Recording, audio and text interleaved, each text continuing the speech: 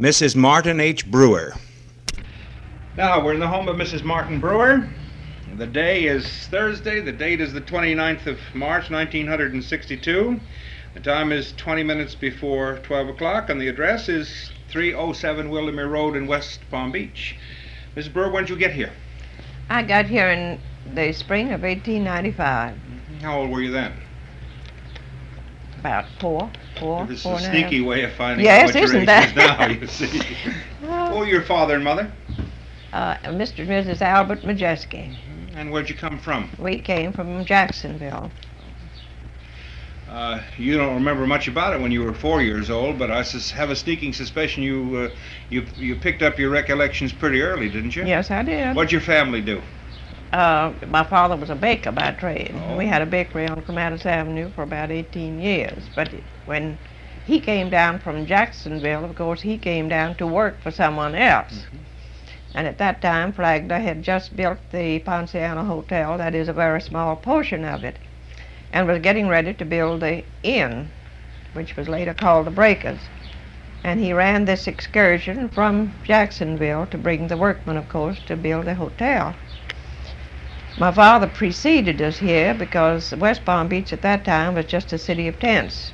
And we were a family of 5 at that time. It would take a pretty good sized tent to put us all in. So he came down ahead of us to build a small home for us. We came down on the excursion, and my mother brought herself. By the way, I imagine it was the biggest excursion that's ever pulled into West Palm Beach, which at that time was the end of the line. And my mother bought a ticket for herself and 5 children for $2.50. Sum total? Sum total. And when she got here, she sold the return half of the ticket for $1.25, which meant that 6 of us got here for $1.25. Your mother was a splendid businesswoman. Wasn't she? That bakery that you had for so long on Clematis Street, if your family had it 18 years, that property must have increased in value considerably, didn't it? Yes, it did. My mother bought it for $600 and paid for it $25 a month. And even at the $25 a month, it was tight squeezing at times to get the $25. And she held it 18 years and sold it to Ewan Graham for $50,000. And he held it 5 years and sold it for $125,000. Oh, for heaven's sakes, who bought it? The Woolworth interest. Is that where the Woolworth store is now? That's where the Woolworth 10-cent store is now. Huh. Mm-hmm. Well, that was quite a rise. I think you mentioned being 5 in family when you came here. Did your mother have more children after you got here? Yes. She had, there were 4 children born here. And she ran a bakery besides? Mm-hmm. Well, before she had the bakery, she had the very first ice cream parlor in town. Oh. And, that must have been a center of social activity. yes, it was. It was. There were 3 young men at the time that used to come by nightly. I think they were thinking once of mother and maybe twice for themselves, because they would come and play the mandolin and guitar and sing and draw a crowd, of course. And they knew always, of course, that they were going to end up with a pretty good sized dish of ice cream. This was homemade ice cream? This was homemade ice cream that was churned every day.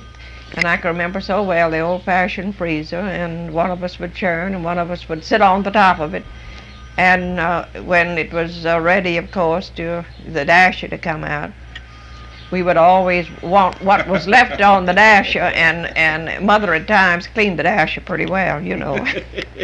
This was a great American custom, licking that paddle. Yeah, indeed it was. Indeed What flavors did she have? Well, vanilla. If strawberries were in season, we'd have fresh strawberry ice cream. If peaches were in season, we'd have peach ice cream. I can still taste it. Mm-hmm. Wonderful stuff. Yes, it was. Were there other stores in that area at the time? Not too many. In fact, when Mother bought her place on where the Woolworth store is now, it was really considered far out, because the business in the early days was on Narcissus until they had a fire. Now, I can't remember the year that they had the fire. But anyway, then after that, of course, business moved down on Clematis Avenue. In those years, I presume the fire department was a voluntary affair. Yes, it was. I don't. The first one that I remember, and I think there was one before that, but the first one that I remember, Oscar Cheatham was the chief, and Alfred Sadler, who later became chief, was in it, and Joe Bowman and Bert Hiscock, Bob Baker, Carl Kettler, Frank Majewski, and Charlie Barfield, Clive Merchant, and a few others. What was this? What was the motive power? Horse or did they have automobile? Oh no, no. Or they pulled it, but pulled it, hand pulled. Hand pulled. Do you Must have recall been. about the first automobiles?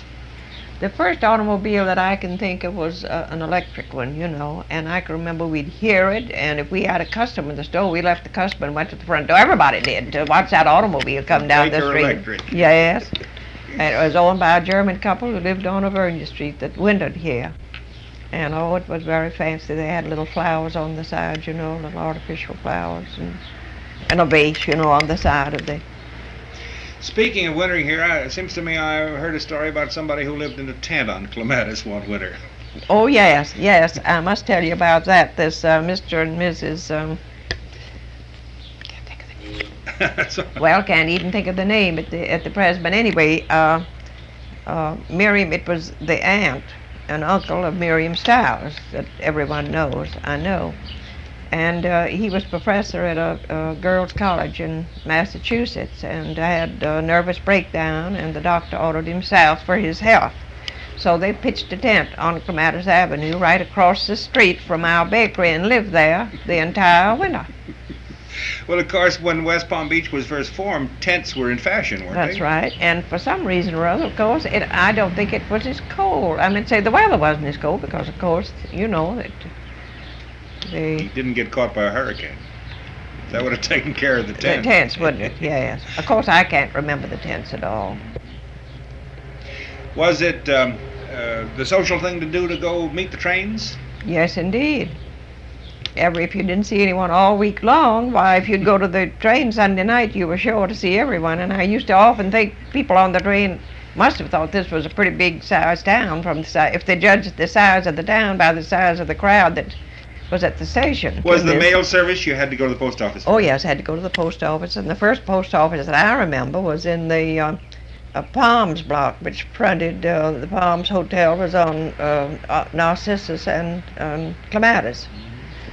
And we had a post office there, and a grocery store on the corner, and a millinery store, and a jewelry store, and I think a watch repairing store, Mr. Idner, who, by the way, gave concerts down in the park with his gramophone. Oh, the old Edison? The old Edison, yes. Everybody would go down to the park Friday nights, if I remember rightly, and he very graciously entertained them with his gramophone. What were the favorite songs of the day?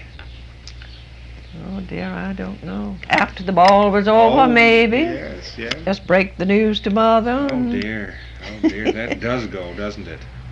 Was this the kind of gramophone that had the round cylinders? Round cylinders. Mm-hmm. The forerunner of the modern day jukebox. That's right. Mm-hmm. Mm. And I think Mrs. Saunders, who collected antiques, I think this gramophone ended. I'm sure it did because I saw it up at her place. Is she still in business? Oh no, No. no, she died many years ago and donated the land where the St. Mary's Hospital is. The reason I asked was because I know the Historical Society would love to have that. Wouldn't they though? Mhm. Uh-huh. You had doctors here? Yes, we had two doctors. Dr. Potter was our family physician, who had his office at the foot of Gardenia Street, if I remember rightly, little place there. And later on we had Dr. Hood, Dr. H.C. Hood. Any hospital facilities in the early days? Oh, no, no, none at all. What happened if a hospital was required? Was operating all done at home? Must have been. Strangely enough, mothers seemed to be pretty good at taking care of medical ills in those days. Necessity. That's right. And then I'm not sure that youngsters got ill as often as they do now for some reason or other. I don't think they did. I don't think they did. Do you have any dental service? Yes. The very first dental service we had was a floating dental parlor that made the rounds of the East Coast. That he would pull in here and tie his houseboat up at the Holland Dock, and perhaps stay maybe for a couple of weeks. He'd send notice ahead, that he was going to be here at a certain time, and he would stay here perhaps a couple of weeks and then move on further south. You have memories of having gone to see him?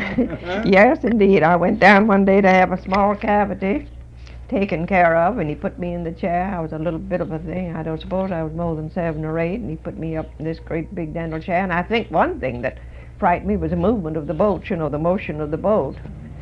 And put me in his chair, and pretty soon he got out this great big piece of rubber and punch holes in it, and started putting it over my mouth, and it frightened me to death. And I started to kick and scream, and that was the last. He saw me. As far as he knows, I might be running yet. He didn't want any part of you, huh? And then Dr. Liddy was the next dentist, who had his office on Clematis Avenue in a building that had been used as a bank at one time. And the same little building is down now, and I think Johnny has it. Johnny's Playland on Myrtle Avenue. Oh, yes. The building was moved. I think it was moved first from Palm Beach over Clematis Avenue. What was the first church here? Well, now, I don't know. The Congregational, St. Anne's, and the Methodist Church. When Fragler first came here, he donated land for each church. The First Episcopalian Church was in a small building about where Newberry store is at the present time, and the Methodist Church was on the corner of Datura and Dixie. The Catholic Church was in a building on next to where the Alma Hotel is, and later on, in about 1900, it was moved over to the present site, and it's still there, used as a little church office. And the Methodist. The Baptist Church was on Clematis Avenue, about where that theater that was just taken down. Those were the 4. And where did you go to school? I went to school on the corner of Clematis and Dixie, in the schoolhouse that was built there, which was later, when the county was divided in 1909, it was the site of the first, it was used rather as the courthouse. Was that a little red schoolhouse? Well, I don't know that it was painted red. And then when the school was built up on Hibiscus Street at its present location, the mothers were all terrified. Mr. Metcalf, who was on the school board at the time, certainly was in a lot of disfavor, because the parents of the children were all frightened to death to think that their children had to go so far out in the country through wilderness to get to the school. And across the railroad track, And too? across the railroad track, too. Yes, indeed. Where was the cemetery in those days? The cemetery then was where the Norton Gallery presently stands now. It was called the Lakeside Cemetery. Was there a road out to it, or did they come by boat? Well, there was a shell road. And when the cemetery was moved, were the bodies exhumed? Some of them were, and some of them preferred to let them stay there. Well, now, tell me, is there anything else that you remember that I haven't gotten around to asking you about? I'm sure there are a lot of things. Oh, how about the first airplane? You recall an airplane in here? Yeah, well, it wasn't called an airplane, it was called a biplane. Oh. And a fellow by the name of McCurdy brought it to town, and it looked very much like an egg crate. And Mr. Curry used it in advertising his first auction sale, which was Bethesda Park. And McCurdy used Bethesda Park as his landing field. Oh, and he came and stunted. Was that the idea? No, didn't. Or took passengers up? Took passengers. Those that would dare go up with him, Did you ever get a ride? No, I never did. I want to ride on it, but He gave it to someone else, and then the day that I was supposed to get the ride, or the three contestants that were advertising this auction sale, the weather was very windy, and Mr. Curry decided he didn't want to take the chance of letting these three young people go up in the plane, so he gave each one of them a check for $75. Oh. Which I lost out on because I turned mine over to someone else. And you never got any money. And I never got any of the money. I bet you're still mad about that. Yes, I am. And I don't know whether I told you that Joe Jefferson turned on this switch. To turn the lights to on? turn the lights on. You mean Joe Jefferson, the stage star? The stage star. He was very prominent at that time on the Broadway stage. He played the part of Rip Van Winkle. Mm-hmm. Well, now, how did he get into this? Who invited him down to do this? Well, his sisters were here and had a winter home here, and he used to come down and spend quite a bit of time. What had the lights been before that time? They had been just gas lights, the acetylene lights that had to be lighted. The lamplighter came around. The lamplighter had to be lit each night. And I can remember so well watching him. That was a big event each night to watch him turn on the lights. You had to be in the house by then, didn't you? Well, of course, at that time we were in the midway of the block, so I could even go out front and watch it practically. Yeah. It seems to me those lights collect a lot of bugs. Yes, they did. I can remember those great big old bugs. I don't know what you would call them. I was scared to death of them. I stayed clear of them. Who formed the telephone? Dr. Liddy formed the first telephone company, which he later sold to M.E. Gruber, and then M.E. Gruber in turn sold to the Bell Telephone people. Well, there couldn't have been very many subscribers in those years. Not too many, no. I think by 1906 they had 42 subscribers, and I know when they were putting the system in, my mother asked to have number one. And Dr. Liddy said that he was sorry, but he had already promised number one telephone to Mr. Curry. But if she wanted, she could have number two, which was our telephone number for a good many years. And the little switchboard was in Dr. Merrill's drugstore, which is about where one of next to Belk's store at the present time. And I later, in fact, worked at the telephone over on the switchboard. Do you remember who the first operator was? No, I don't. Like Fibber McGee, used to say, "Hi, Mert." Yeah, that's right. Everybody knew the operator by first name. It a hand-cranked machine. Did they get out of order, or did they work pretty well? Well, fairly well. Were they party lines? Oh, yes, party lines. How many people on a line? Everybody? Well, not as many as they have now, of course, because with only so few in town, They ever have any problems of getting the people off in case of an emergency? It seems to me we have that more now than we used to. Yes, I think people were a little bit more solicitous of each other. And they knew each other, too. And they knew each other. Oh, sure, everybody knew each other. Aside from the gramophone concert on Fridays and the nightly concert in the ice cream parlor, what happened? What was the entertainment in the area? Well, there wasn't too much, tell you the truth. There was, after the fire hall was built on the corner of Dixie and Datura, they had weekly dances at the fire hall, which was a big event. And sometime in the middle of the week, we'd have what we'd call a practice dance. We'd go up there and take maybe a gramophone or something and it was a dance right on, but we just called them practice dances, getting ready for Friday night, see. Well, who played for the Friday night dances?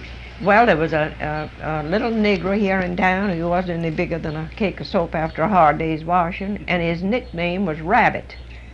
And Rabbit played for almost all of the dances, and could he play, I think he played entirely by ear. Piano, of course. Piano. And you really had to dance when Rabbit sat at the piano and started to play, because it was that type of music. What about the doings at the over at the Breakers and the Ponciana? Well, didn't they get around in wheelchairs that were pedaled or something? Oh no! Before the wheelchairs came into existence, Flagler imported a lot of jinrikishas from Japan. Oh, no. But they didn't last too long because they had quite a few accidents with them. Sometimes the passengers was heavier than the nigger pulling them, and over they would go. So after a few lawsuits, Flagler decided that was it. So then he started with the wheelchairs. What a picture of the poor guy up in the air. I did hear a story about this fella who evidently had a little bit too much to drink, and he ordered the colored fella to take him out on this dock. So the colored fella took him out on the dock, which, by the way, was a little narrow. So when he went to turn the jinrikisha around, he lost balance, and over went this fella in the lake. And then came the wheelchairs with them pedaling from behind. Then came the wheelchairs, yes. And then, of course, we had, after Flagler built the Whitehall in the early 1900s, at that time, they had a railroad bridge. They had a lot of private cars. Of course, Flagler had his private cars, and so many that stopped at the Ponciana Hotel had private cars. But after he built his, and the private cars went over the railroad bridge and stopped at the south end of the Ponciana. But after Flagler built his home, he didn't want the railroads, the trains coming between his home and the Ponciana, so then he moved the railroad bridge on, the new bridge was built, and the railroad and the cars came in on the opposite end, the north end of the Ponciana. But the tracks were still left there. In fact, I think are still there today. Then they had what they called a little mule car that ran between the Ponciana and the Breakers Hotel. Just a little coach pulled by a mule. Oh, dear. Gee, there again would be something to hunt for, Wonderful. that coach. Yeah. Huh? I have a picture of it. Oh, that's wonderful. And it was a delight to the children because they would let the children drive the mule. They thought, of course, they were driving the mule. All the poor mule could do was stay in the... Do they charge for it? Yes. I don't know whether it was 5 or 10 cents. And wasn't there a ferry between... There was a ferry between. In fact, they used to talk about charging. They used to charge when you went over on the bridge. Oh, did they? Oh, yes. Yes, it was a toll bridge. You Even had to if pay you to walked, get. huh? How much? Oh, it was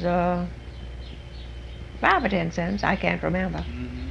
But I can remember so well. We had what we called a delivery truck. We called it the bun wagon at the bakery. And we used to pile in the inside of that thing. And my brother would drive it. Of course, maybe there'd be half a dozen of us inside. And of course, when Frank would get to the bridge tender, he'd pay the bridge tender his 10 cents. Then when you got over on the other side, there'd be a half a dozen or so of us pulled out. And we just thought that was more fun, to cheat the man out of his.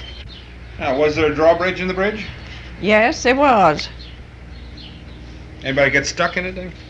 Oh, I suppose every once in a while they did, but I can't remember any particular instance. I do remember when they first put up the Royal Park Bridge, or the bridge leading into Royal Park. They had just completed it when the spans collapsed. Oh, Just no. a day or two before it was supposed to be open, some engineering defect. It was quite a calamity. I should think so.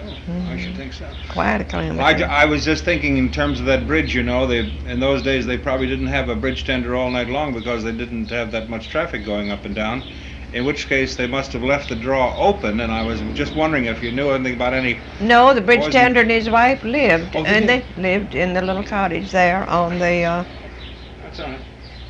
on the bridge. So they were there, of course, all night long. Oh, I thought maybe they had gone by. Well, now, are there any other things that I haven't talked to you about that you remember? Well, I can remember, but when I was real young, they used to have taffy parties, which of course they don't have anymore. Uh-huh. Mother would fix the taffy and get it all ready to pull, and we'd all stand around pulling in it.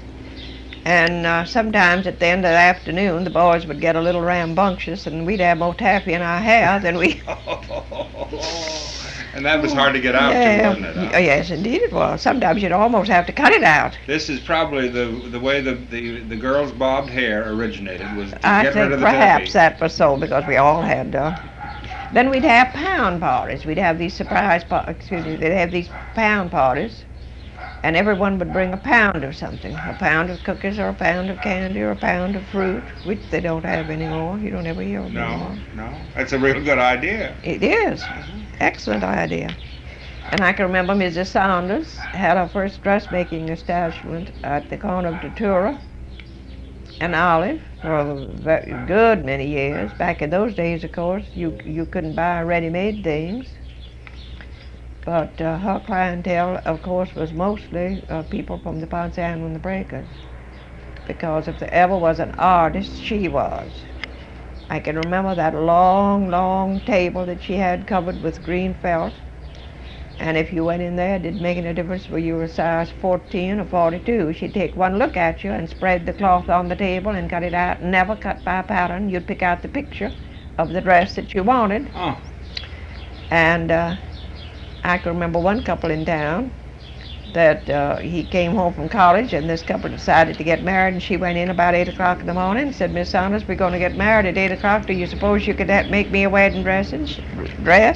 She said, indeed I could. And she did. The wedding dress was ready at 5 o'clock in the afternoon. She was an artist, huh? Yes, she was. What, most people used patterns. Who was making patterns?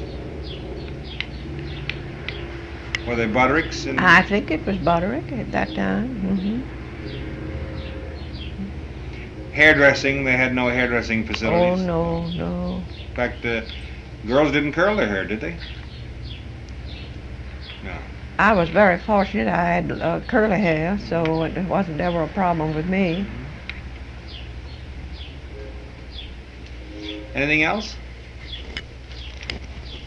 Well, unless you want to know the names of some of the early hotels. Oh, I'd love to know the names of anything. The early hotels was the Palms and the Seminole, which was later called the Lake Park Hotel, which fronted Narcissa Street.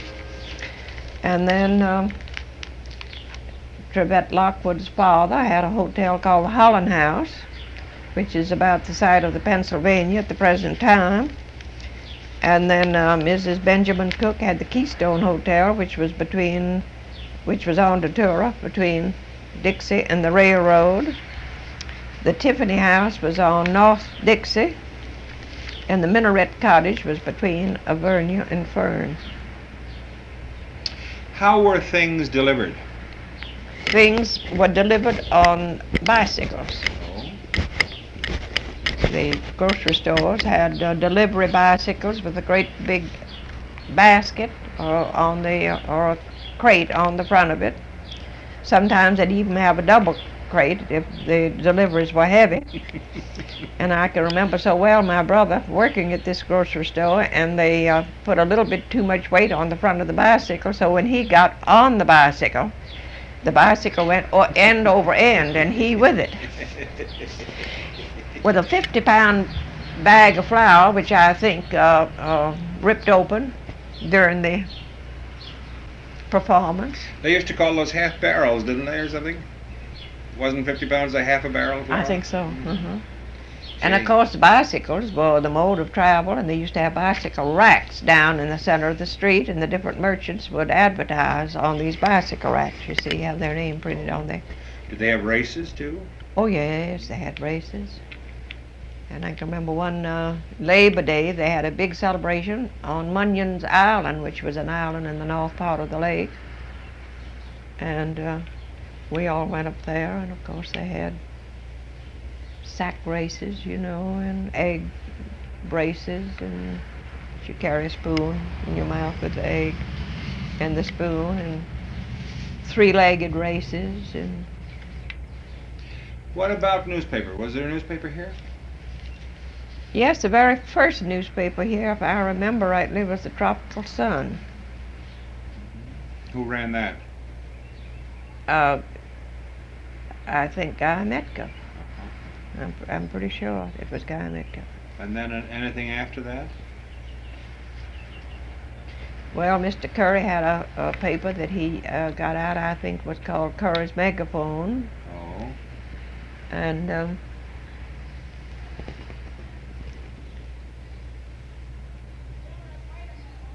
I don't remember. Okay, anything else you remember? You are a fountainhead of information. You know that. Well, the very first library that we had was right at the end of the city dock.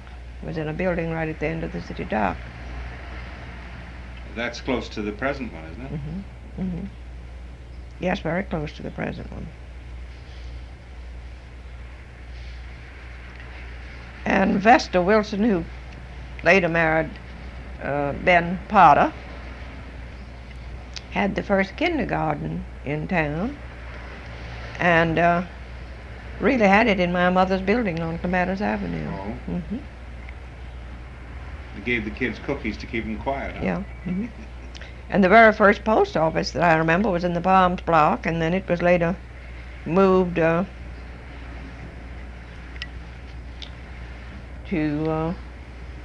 onto Tourist Street. And then from Tourist Street, where Belk's store is now, fronting on Olive, and then from there, of course, to the present location. How much did a loaf of bread cost in your mother's bakery? A loaf of bread cost 5 cents, and if you bought a quarter's worth, you got 6 for a quarter. Pound loaves? Yeah. Mm-hmm. They didn't have any slicing machines. You had to slice them at home? Oh, no, no slicing machines. No slicing machines. But we did all of the... Bradley had the beach club at that time over in Palm Beach, and of course a very fancy restaurant connected with it. And Mother had all of his business, which was, of course, a little bit different. I meant to say the bread that he used, we had special pans to cook his bread in because they served these big club sandwiches. Mm-hmm. And I remember every once in a while I would fix up one of our front windows with just the things that we made for the beach club. Oh, you made other things besides bread, Mm-hmm, mm-hmm. Oh yes, fancy cake and cookies and whatnot. How many varieties of bread were there? Well, we had white bread, graham bread, whole wheat, rye, Vienna bread. The Vienna and the rye, of course, were cooked on the hearth. Besides rolls. Later on, I had a brother that went to Boston, and he worked in a bakery up there, so when he came back, we introduced baked beans. So the baked beans was a specialty on Saturday night, and I can remember people lining up for those baked beans. Then Saturday was a day for coffee cake and cinnamon buns, specialties. You couldn't have things like eclairs and Charlotte Russe? Oh, no. No refrigeration? No refrigeration. No. Did she have some sort of special cookies? Sugar cookies? Or? Oh, we had all kind of cookies. And I can remember in those days the cookies were 10 cents a dozen, and when my mother went up to 12 cents a dozen, a penny apiece, my, how they did howl. And I can remember in the wintertime the tourists would come in, and we had 2 long counters on each side of the store, and you'd walk yourself to death because they'd want 1 cruller, 1 sugar cookie, 1 cinnamon cookie, 1 nut cookie, and something on this side, see. So for 12 cents they'd get a sample of everything that was in the store. Where'd you get her supplies from? They have to come in by train from where? From Jacksonville. And believe it or not, water transportation at that time, of course, was in at Miami. And my mother would order her flour from Jacksonville, and the freight on a barrel of flour cost Mother more to be delivered in West Palm Beach. It could go on down into Miami, and they would get it cheaper than Mother would here because they were fighting water transportation down there. Oh, for heaven's sakes. Huh. Yeah. Well, freight has always been a problem. You got anything else to share with us? I don't believe so. Oh, I might just tell you this. I think the biggest event of my lives was when we first got our first bathtub, and I was little bit of a thing, and I can remember so well. I was so proud of that bathtub that the first night we had it, I put blankets in the bottom of it and a pillow, and I slept in the bathtub until almost morning, and I must have turned over and knocked the side of it, and it woke me up, you know. And it scared me so that I got out of it, of course, and went to my bed. Well, how did you bathe in the meantime? With tin tubs. Oh. And when the weather was cool, of course, we had a little old stove in the had to heat the water on the stove, of course, and you can imagine with so many people taking baths. And then we had if I remember right, an old wood stove, and they had a reservoir tank on the back of it, you know. Yes. And besides that, and the water that we heated on top of the stove, that was it. I'm glad I didn't live in the tin tub days. I'm telling you. Never would have made it. Well, I want to tell you, Mrs. Brewer, you have been a veritable fountainhead of information. Oh, well, I wished I'd had more time. Maybe I could have been a little bit better. I'm coming